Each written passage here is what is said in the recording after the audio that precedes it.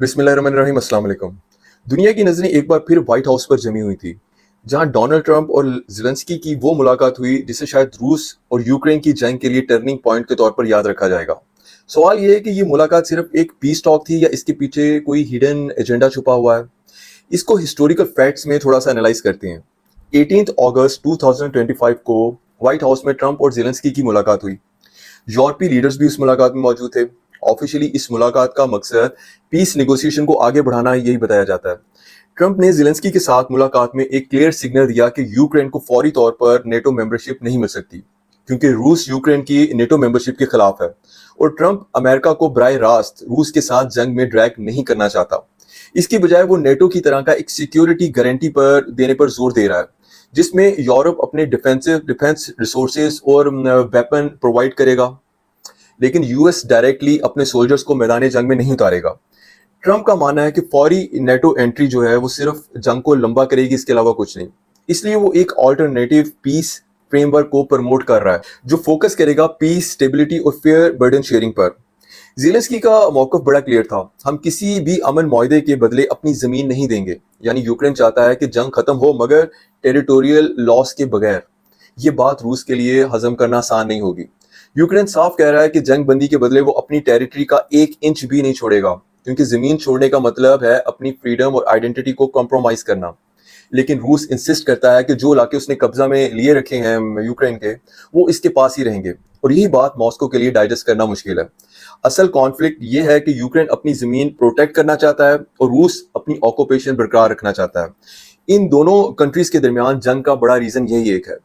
अगर हम थोड़ा पीछे देखें हिस्ट्री में, तो हिस्ट्री हमें बताती है कि सुपर पावर्स हमेशा अपने मफादात के मुताबिक पीस डील्स करती हैं। आपको याद होगा 1938 में म्यूनिख एग्रीमेंट, जब बर्तानिया और फ्रांस ने हिटलर को खुश करने के लिए चेकोस्लोवाकिया का हिस्सा कुर्बान कर दिया था। उस वक्त भी कहा गया था कि पीस फॉर आवर टाइम है, मगर हकीकत में ये जंग की शुरुआत थी। और फिर हमने देखा कि इस एग्रीमेंट के बाद बजाय जंग बंदी के वर्ल्ड वॉर 2 शुरू हो गई थी। आज ट्रंप की कोशिश भी इसी तरह की पीस फॉर द मूवमेंट का तासर दे रही है, इससे अलावा और कुछ भी नहीं है। इस तरह 1972 में भी अमेरिकन सदर जो था एक रिचर्ड निक्सन, उन्होंने चीन का एक हिस्टोरिकल विजिट किया था जो कोल्ड वॉर का एक टर्निंग पॉइंट था। निक्सन का चीन का हिस्टोरिकल विजिट जो ये था, उसमें कोई फ्रेंडशिप मिशन नहीं था, बल्कि अमेरिका का अपना एक पावर गेम था। अमेरिका जानता था कि अगर वो चीन को साथ मिला ले तो सोवियत यूनियन को आसानी से कॉर्नर किया जा सकता है। यानी अमेरिका की मेंटालिटी जरा आप देखें कि दुनिया को अमन का ख्वाब दिखाया गया, लेकिन हकीकत में ये सब कुछ अमेरिका के अपने स्ट्रेटेजिक इंटरेस्ट और ग्लोबल डोमिनेंस को प्रोटेक्ट करने के लिए था। आज ट्रंप भी कुछ वैसा ही करने की कोशिश कर रहे हैं कि एक बोल्ड मूव के जरिए अपनी लेगेसी बनाई जाए। अब सवाल यह है कि क्या ये लेगेसी अमन की होगी या कोई नई डिवीजन की। मुलाकात के फौरन बाद ट्रंप ने पुतिन को फोन किया और एक ट्राइलेटरल पीस समिट की बात की। ये एक हिडन ट्रूथ है जिस पर कम बात की जा रही है। यानी अमेरिका अब बराह रास्त रूस और यूक्रेन को एक टेबल पर लाना चाहता है, लेकिन यूरोप के कई लीडर्स डरते हैं कि कहीं ये पीस समिट असल में यूक्रेन को प्रेशराइज करने का तरीका ना बन जाए, क्योंकि ऑब्वियस बात है कि अमेरिका और रूस जैसी दो सुपर पावर्स, इनके लिए यूक्रेन जैसे छोटे कंट्री को दबाना, उसे प्रेशराइज करना कोई मुश्किल काम नहीं है।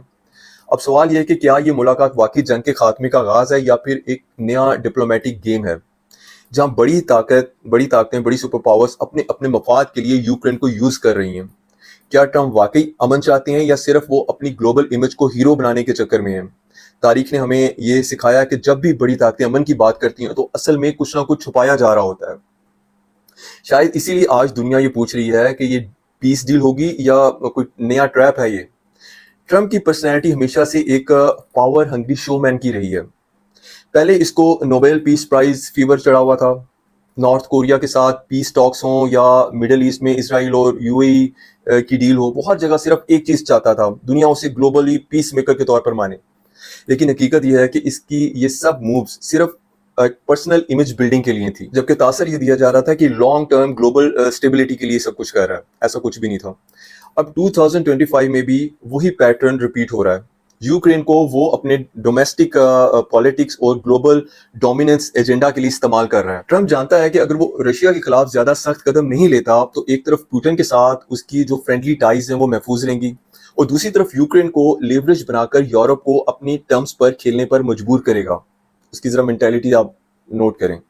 यानी यूक्रेन सिर्फ एक चेस बोर्ड का पॉन है और ट्रंप उसको अपनी अमेरिका फर्स्ट डोमिनेंस की नैरेटिव पे के तौर पर इस्तेमाल कर रहा है। जहां तक पुतिन और ट्रंप की दोस्ती का ताल्लुक है, ये दोस्ती हमेशा म्यूचुअल इंटरेस्ट पर रही है। ट्रंप ओपनली पुतिन की तारीफ करता रहा है और पुतिन को भी एक ऐसा ही अमेरिकन लीडर, अमेरिकन प्रेसिडेंट चाहिए था जो नेटो को वीकन करे, उसे कमजोर करे। यही वजह है कि आज यूक्रेन क्राइसिस में ट्रंप का अप्रोच ज्यादा ट्रांजैक्शनल लग रहा है। ट्रंप ना तो यूक्रेन के फ्यूचर के बारे में सिंसियर है और ना यूरोप के आर्किटेक्चरल सिक्योरिटी के बारे में। वो सिर्फ अपनी पावर गेम खेल रहा है और यहाँ पाकिस्तान के लिए एक बड़ा लेसन है। वो कहते हैं ना कि global powers never act on morality, they act on interest. आज अगर ट्रंप यूक्रेन जैसे मुल्क को सेक्रीफाइस करने पर तैयार है, तो ये मान लें कि कल वो किसी और छोटे मुल्क के साथ भी यही खेल खेल सकता है। इस सिनेरियो में पाकिस्तान को चाहिए कि ब्लाइंडली किसी सुपर पावर की पॉलिसी को फॉलो करने की बजाय अपने इंडिपेंडेंट फॉरेन पॉलिसी डिजाइन करे, ताकि हम भी किसी बड़ी ताकत के पावर गेम्स के चेस बोर्ड पर सिर्फ एक पॉन ना बन सकें। इंशाल्लाह आपसे फिर बात होगी, तब तक के लिए फी अमान अल्लाह।